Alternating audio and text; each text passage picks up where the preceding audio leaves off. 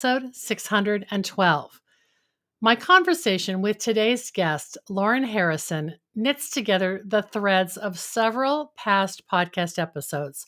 So before I bring him on, I want to try and put things into context for you. In the past, I've hosted Slow Flowers podcast interviews with longtime expert flower growers Ralph Thurston and Jeriann Sabin of Bindweed Farm. I checked the dates, and they appeared in March on episode 237 in March of 2016 to talk about Ralph's first book, Deadhead, The Bindweed Way, and later on April 3rd of 2019 for episode 395, which was during our 50 States of Slow Flower series when we had a stop in Idaho to discuss Ralph's second book, All Petal, No Pollen. It was during that second episode that we learned about Ralph and Jeriann's plans to sell Bindweed Farm after starting Bindweed in 1991. That same year, in the fall of 2019, I met Lorin Harrison at a Slow Flowers meetup in Salt Lake City, generously hosted by Laura Petard of Poppin' Blossoms.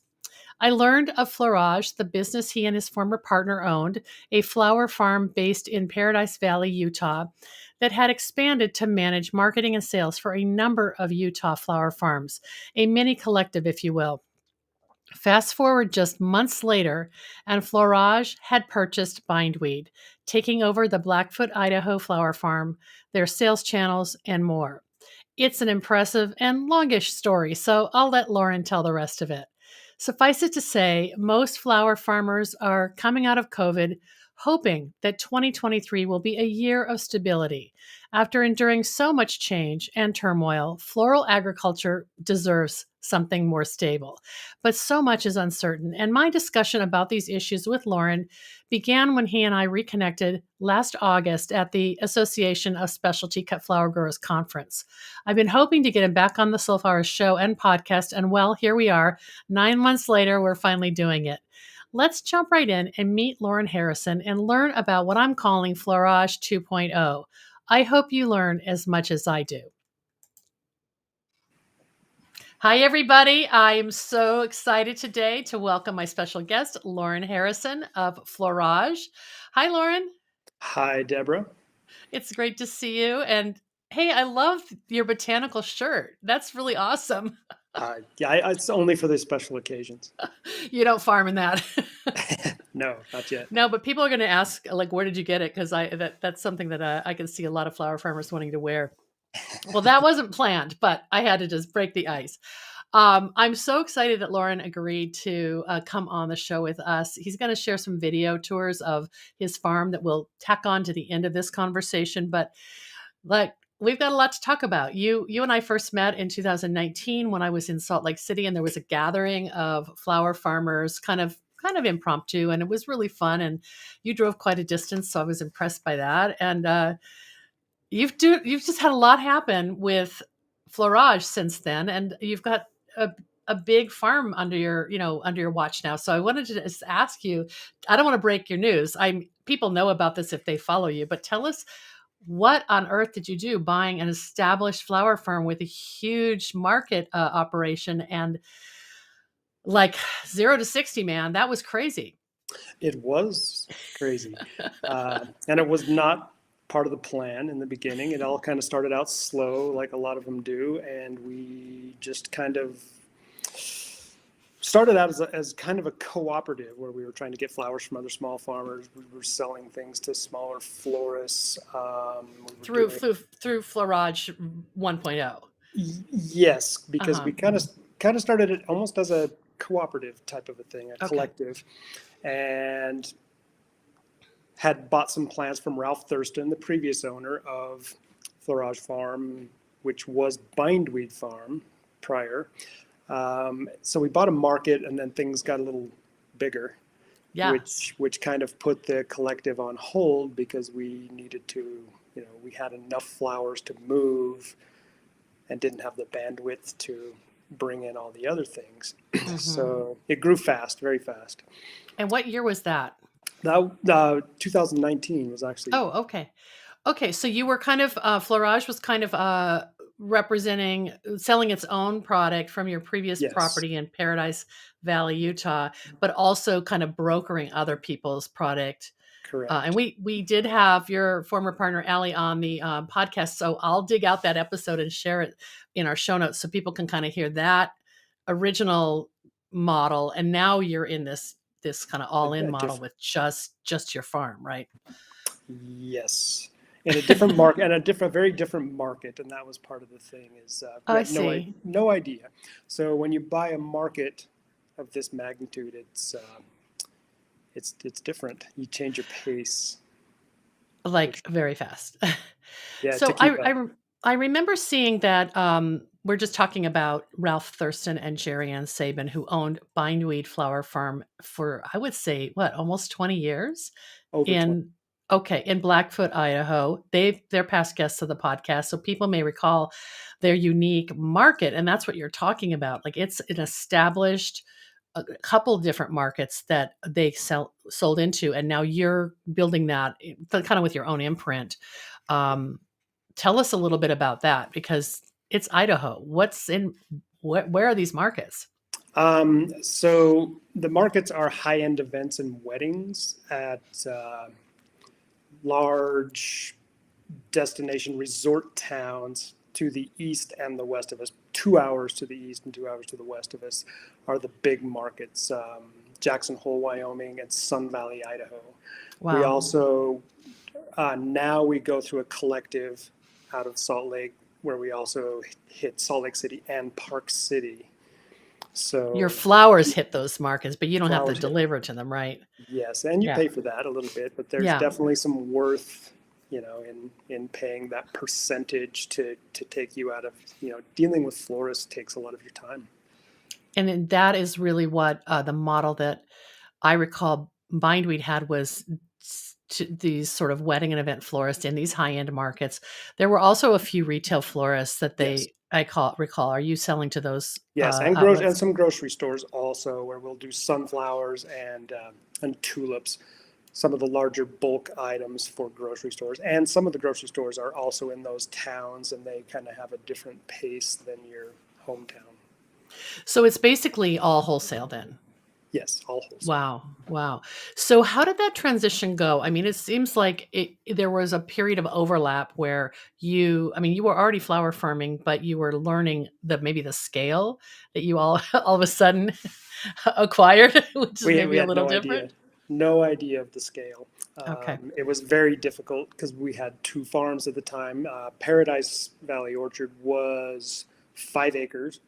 265 apple trees, and we also did apple pressing, and we had a U-pick operation, and then this just sort of the flowers were just kind of a side portion to that, right? They grew fast. What happened is we met some photographers who took pictures of like our farm to table dinners and things like that, and through these photographers, in a roundabout way, we met wedding florists.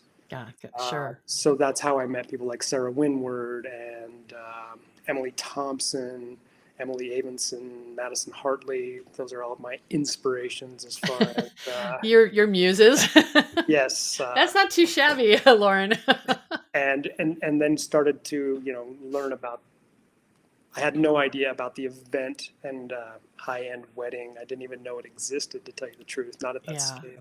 Yeah. You're coming from the orchard business is like farm stands and, maybe just, I guess, grocery distribution. I don't know. What were you selling the apples to, or how are you selling them? We did a lot of cider. We actually had a lot of, let's say, I sold a lot of like bulk juice to hard cideries and things like that. Got it. Yeah. So that kind of trained you to be you were a farmer, a different crop per se. Yes. Then the flowers came along, and now I remember when Bindweed announced it was going to sell, and I can't remember, was that in 2019? Is that what you said? It actually had a transition in between.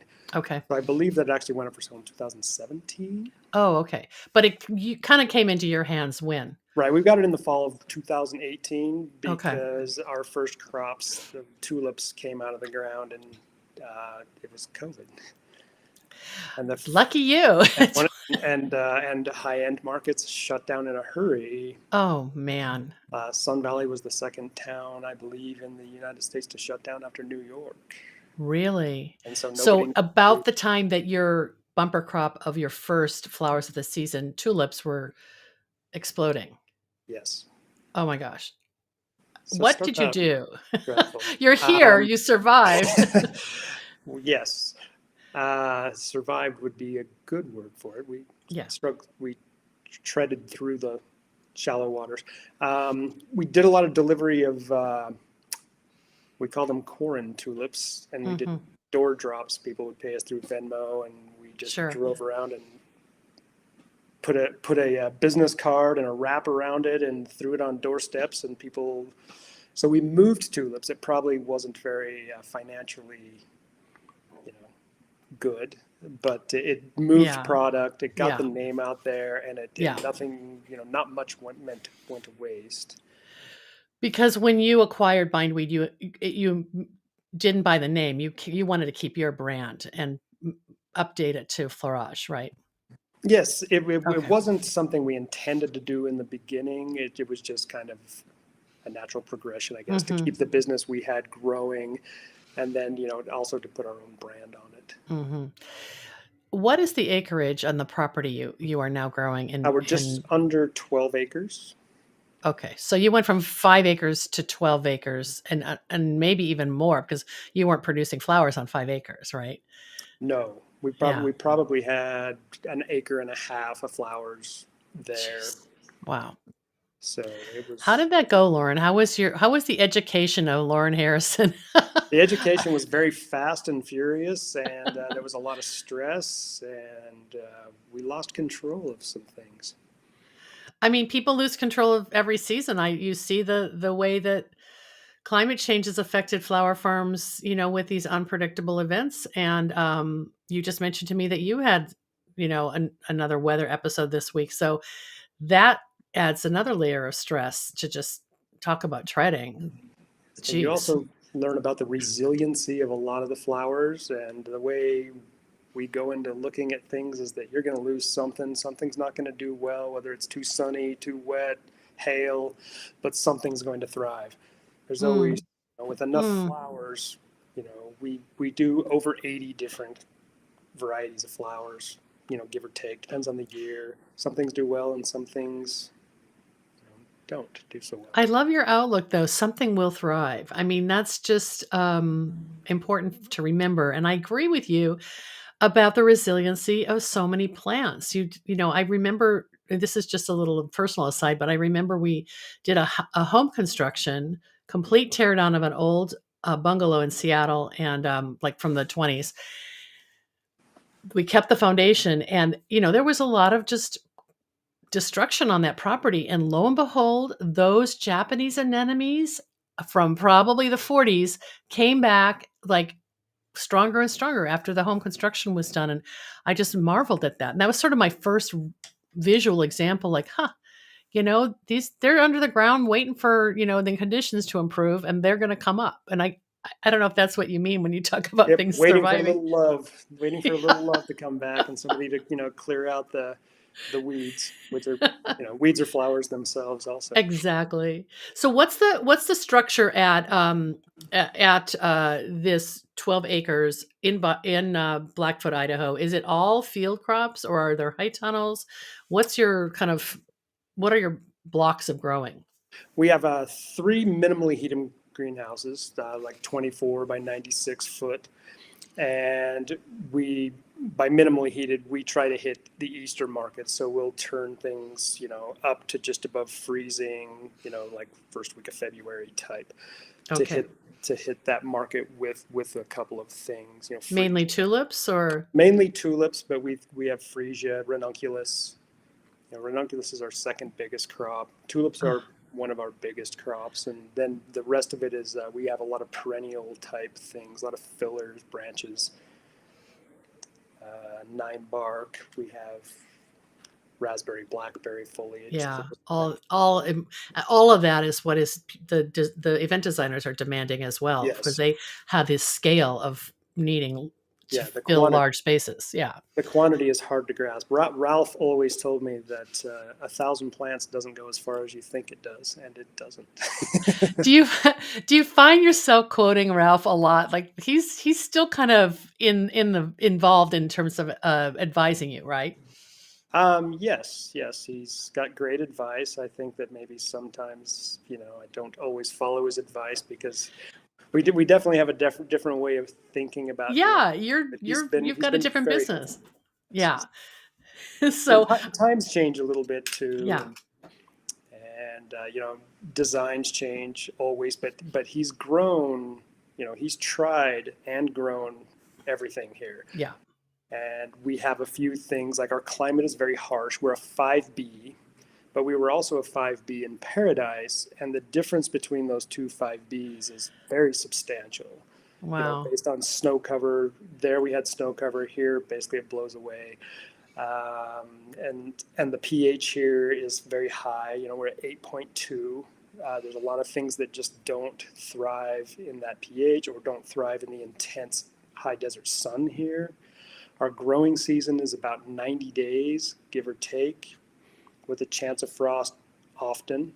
Wow. 90 days, even counting what's in the high tunnels, or this is just in the field? This is just your outside. Okay. And what was it in Paradise Valley?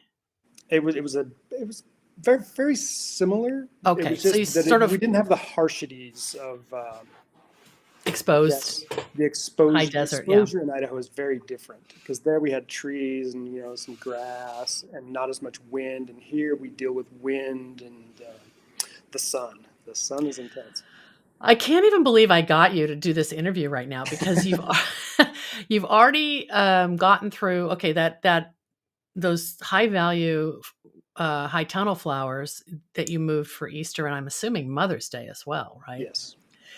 Some of that went to, I would assume, not weddings and events, but florists who sell to the general public or the grocery. Yes, we do deal with quite a few florists. We do have some minimums that are a little higher than some, just based on our delivery at distance. Mm-hmm. We do set our minimums fairly high, but tulips, they do, even before they do the events and weddings, a lot of the florists we deal with also deal with, say, lodging. And so they're freshening up lodging things. And so and at that time of year in a high desert, harsh environment, while it is exquisitely beautiful, people are probably craving color and flowers. Yes. And you show up with flowers they didn't even know grew in, southern Idaho. Yes. And we're famous for the tulips. Tulips are probably what we're famous for. We grow quite a few tulips. Mm-hmm. I think last year we grew 45,000 tulips. Wow. But you said ranunculus are your second biggest crop? Yes. In terms of stem count? Yes. Wow. As money brought in. What are the wedding and event designers asking for? Like, because weddings probably take place spring to fall in these Jackson Hole and Sun Valley locations. So I can imagine they're asking for dahlias, and I don't know if you grow those or not. Dude, got 1,000 in the ground now. Well, what a great tip off here. and we can do those because that's something we can roll right in after tulips. So we just started doing tulips in crates because we do have a few soil issues, and actually getting the bulbs out of the ground after. We tried a new system of going into crates, which are a little easier to clean out and flip over into the next thing. And so we've gone straight into dahlias. Wow. In the houses. And then we also, after the ranunculus are done, we'll go in and we'll do something else in there also. So the dahlias are all undercover then? Most of them. Okay. That makes sense. That's the guaranteed stuff. And then we do, we do some in also like we have a high tunnel to a 96-foot high tunnel with roll-up sides without heat or venting. And then we've also got a shade house that's another 100-footer. That we do some things that are like Lismachia, which gets a lot taller. Things in Idaho, the sun is so intense that they don't feel like they need to get tall. So if it tells you it's going to be an 18-inch flower, you can probably count on 12. They're just like, why get any higher? Yeah. So how do you handle that? Because florists are typically want the longest stem possible, right? You pick and choose. Yeah, some flowers they'll take short. Some they will. Just depends on what it is. They'll work with some things if it's special. Yeah. That type of thing. Wow. So it's just really exciting to see that the relationships you have with these high-end wedding and event designers, it's almost become a partnership then. They count on you and probably give you a lot of wish lists and feedback on what they Yes. hope you can add season by And season. I love their wish list, but a lot of their wish lists are some fancy stuff that nobody else wants, and so Okay. it all comes.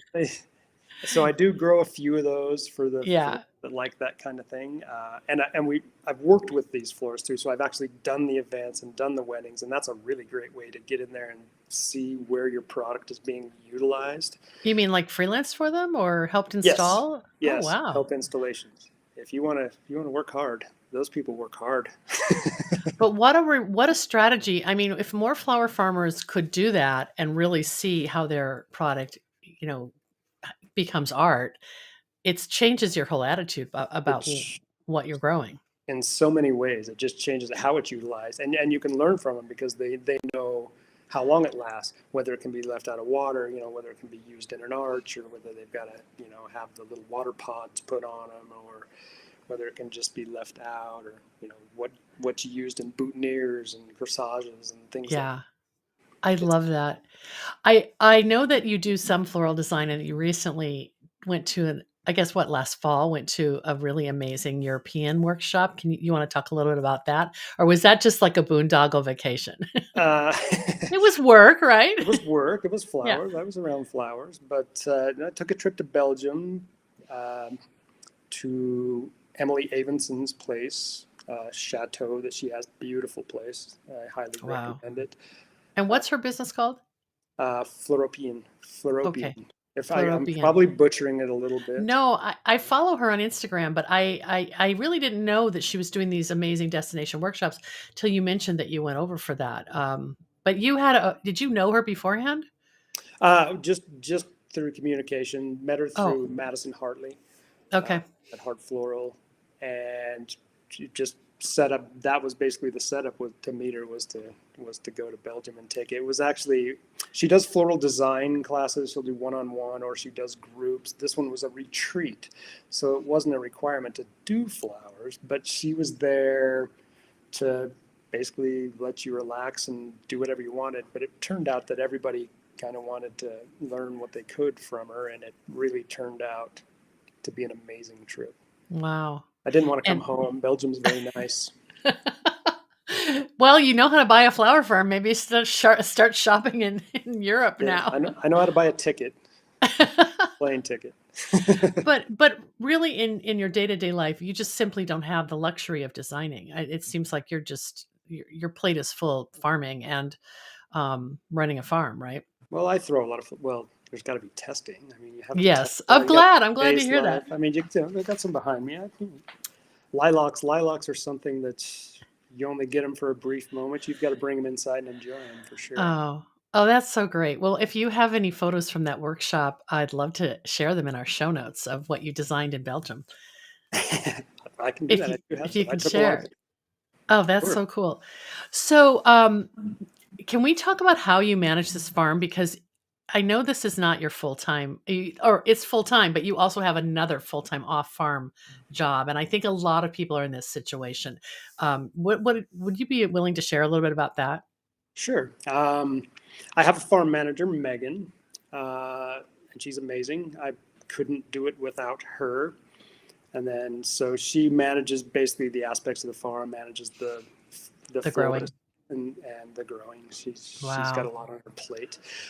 And then we've also got a warehouse manager. Ashley does brings in the flowers, coordinates things, puts orders together. We have one main cooler, so we bring all the stuff into a processing room. It's processed, put into a cooler, and then as orders are taken, they're put into one of the other two standalone coolers outside. We also have a refrigerated truck which kind of started everything too. That's kind of how we got to meet the high-end florists. They wanted to borrow a refrigerated truck. Oh, interesting. They didn't necessarily want your help or your flowers, but they needed a refrigerated truck. Like, how big is the truck, Lorin? It's a 10-foot box truck, refrigerated, Ford Transit type van. But I mean, in your area, flowers need to be refrigerated till the moment they're put in the vase, probably on site.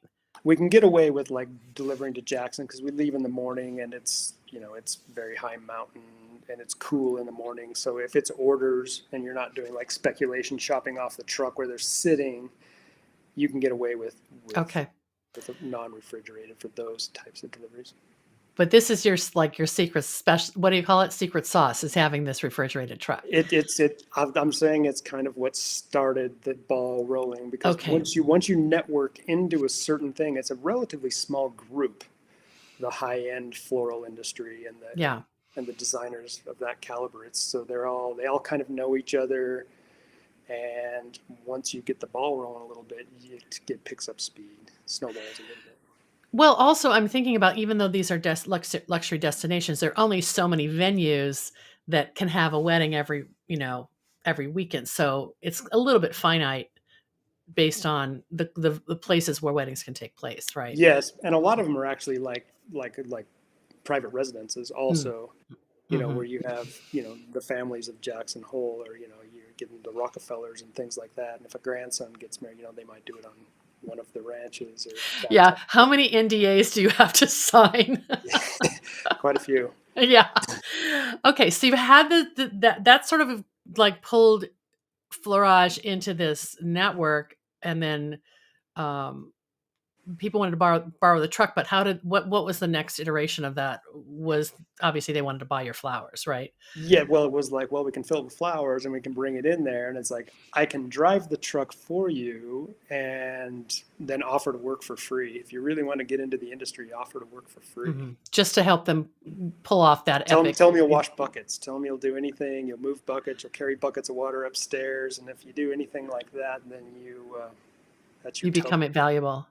And you're already driving like a couple hours to get there. You might as well hang around, and if it's a weekend, you could probably afford to do that, right? Yes, and just by offering to work for free opens up quite a few doors. Yeah. I bet at some point you're working for free, but you're selling a boatload of flowers, so it's worth it to you. You're selling a future. I like that. So, I like that. It's worth it. So, what are you? Do you want to tell everybody what your other responsibilities are off the farm? I do I do microwave radio antenna work. I climb towers and I install light bulbs. Yeah. You're making it sound easy. It sounds really hard. The weather can usually be rough. It requires a lot of travel though, right? It does. Okay. So you're not working like a Monday through Friday kind of gig and then devoting your weekends to the farm. There's a little bit of scheduling that maybe is like a pilot, like 6 days on, 2 days off, or 5 days on, 4 days off. Is it that kind of thing? Or there's a little bit of scheduling, and I take time off during like the busy season. So we've set up, I've earned enough. I've done that for 18 years now. You have seniority, yeah. So I have some seniority, and I've earned enough, time off that those periods of time I take time off, and then the rest of the time, Megan and Ashley can run a crew. We run a crew of we have about, I guess we have 6 right now, and then we'll have a few more part-timers that come in. So we'll get like 8 employees during the peak seasons to just do the harvesting and weeding and everybody harvests when it's really busy. Everybody harvests. So even the people that are doing farm work, they get stuck with something like harvesting blackberry or sunflowers or something that they only have to count to 5 to. Yeah. Because the of the intense light and heat, you're harvesting every day, it sounds like. Yeah, we harvest every day. Yeah. 7 days a week. That's amazing. Who's doing the truck run because you're going 2 different directions, right? Or are you doing different days? We alternate days. Okay. So like one day so when it gets busy, we'll deliver twice a week to Sun Valley, twice a week to Jackson Hole, and we've been only doing one trip to Salt Lake. And then Yeah, let's talk a little bit about that. So your product that you don't is, I mean, it seems like it's great. You don't have any wasted stems. Nothing's going into shrink with all these outlets, right? Like you've got overflow that can go to Salt Lake. right. Well, part of my goal is to have shrink, because if you have shrink, that means you've at least found your ceiling. Oh, interesting. And Okay. and it's such a fluctuating market that it's hard to plan for. So like in the beginning of the year, you can't plan that for floral designers are going to be wanting 50 bunches of larkspur and delphinium Right. on the same day, because and then one week they don't want any. So there is you just try to find a happy medium, and some we've never crazy. found, some we haven't found the ceiling on yet. Really? Do you want to share which crops those are? Larkspur. I can't keep up on larkspur. Wow. So if it just happens that the wedding and events for a particular weekend don't demand larkspur, the Utah market wants it, and you've got a home for those. Yes, they have more of a brick and mortar type that you can go into and shop, or they've also take pre-orders. They've set up a system, where things can be pre-ordered and then things can be, set up for speculation. So you're kind of a combination hybrid, like you're selling for pre-orders, but there's a little consignment. Yes. Kind of, you send product down and then is it a cooperative? It's a collective. It's called Picklink Collective. Okay. Stephen Workman and Jesse Westover, and they're doing a really nice job. That was kind of what we had started to do in the Salt Lake area. And I remember that. And they're doing it as they're actually doing a really great job. They're growing very fast. So Picklink is like they have a hub, so people can come, florists can come in and pick up and all. Yes, they've opened up a second hub now, so they're taking over like Utah County and part of that. And Stephen they're doing a very great job of marketing and keeping up with the marketing and actually getting florists and the farmers together to where everybody kind of knows each other and can kind of share ideas of what wants and needs. Okay. Yeah, we need to get them involved in slow flowers. That's basically what we've been desiring to see for over a decade, and it's now really happening. It's so exciting to in a lot of places. It's nice. And to hear you talk about, your relationships with florists, it's just amazing. You talked about the future and investing in the future. So is there a point in time where you think you'll be able to retire from your dangerous tower climbing job and just ride a tractor? I suppose it has to do with money. Part of me wants to retire from, the heavy ended part of the farming end, as well as I want to go to Belgium and just take and stay I love it. And go to Abbey's and see other birrias. I wish this for you. That's so amazing. Well, I mean, there's so many options and directions people can go. I mean, I'm sure people have asked you if they can come to Florage and at the former Bindweed Farm and in Blackfoot and take workshops. And I mean, are you doing any of that, or is it just maybe in the future? It's not happening at this point. It is, I hate to call it an industrial farm, but it's more.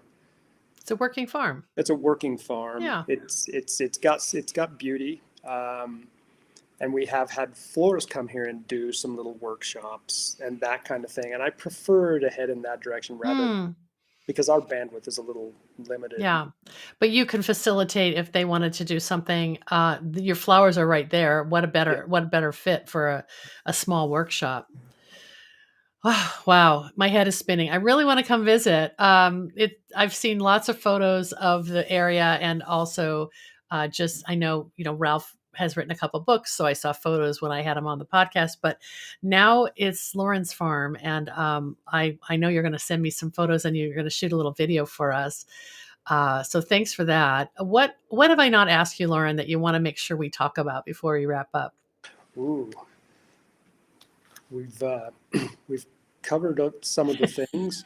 There's just keeping up with the farm. So future goals is to try to keep things. So with the pandemic in the beginning, I mean, things got a little out of control. Trying to have two farms, one 2 hours and 10 minutes apart. Oh yeah, I meant to ask you about that. So that's another destination in 2 hours in the opposite direction. So now that farm is gone. As of last spring, that farm was sold, and now it's all here. So, and then the beginning of last year was a little bit rocky, and I also had 2 tendons repaired in my hand. So it started out slow. Things were a little bit rough last year, but we got a little bit headway on catching up on some things. Keeping the weeding, that is something that's just it's a thing. It's constant. And I think having the right personnel, I hear when you mention Megan, you light up like this person is very essential for keeping the machine moving. Yes, she's very essential. She's keeping my machine moving, and that's the important part. Keeping me optimistic on days when sometimes the optimism is low. Yeah. Because there's always a few days like that, especially in the spring when everything happens all at once, and the plants are growing, the weeds are growing, everything's like, we need to be done today. Yeah, at least now we're past. I hope for good. We're past COVID to the point where weddings and events are online. All those postponed events have now been rescheduled and probably all took place late last year or early this year, and you might be in the situation of hitting those ceilings at some point. Yes, there was definitely a big, flow of weddings after the COVID, where there was a big rush, and then there was kind of a slowdown, and then there was another rush. I think we're sort of back to like normality as far as weddings and destination events and stuff. Yeah. You almost don't want to talk about it because you don't want to jinx it. But we have found the resiliency of the market, just with that whole pandemic. The resiliency of, it took people a little while to actually navigate what they could and couldn't do. And I think now, people have a little better idea of, nobody knew what to do. So it was a struggle in the beginning, and now we've all kind of. Yeah, it's subtle. You can't even pinpoint exactly when that happened, but it does seem like that sort of in the last 6 months, there's been this sort of exhaling in terms of concern about, groups gathering and full on events happening, which is so great. When you and I saw each other, we were at the ASCFG conference, and that was was that August? It was August. Yeah, a lot has changed since then, and for the good, I think, for groups gathering, and I'm grateful for that. Yes, yes, I'm actually kind of looking forward to the next one. Oh, that's great! I wish I could get you to come to Seattle for the Slow Flower Summit, but it's at the end of June, which is probably the worst time for you to leave the farm. So it's only going to happen if I maybe move the conference to Idaho one of these years. Yes, but I accept that. I can't be all things to all people. That's why I wanted to record this interview with you. And thanks in advance for sending me some video that we can share. We're going to edit that so it follows this, and people can find all the details and maybe more photos at slowflowerspodcast.com for today's episode. How to reach and follow Lorin and Florage, and share some of that beauty of Southern Idaho. It's such a beautiful place. Lorin, this has been really wonderful. Thank you for working with me and my schedule, and thank you for being on the show and giving everyone an update on what's happening with Florage. And I wish you a wildly successful. Thanks so much for hanging in there with me. I just want to show that little clip real quick. Hang on.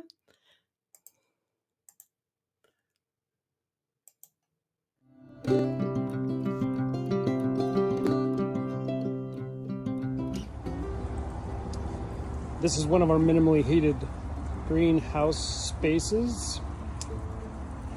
We turn them up to just above freezing first week in February, generally for tulips.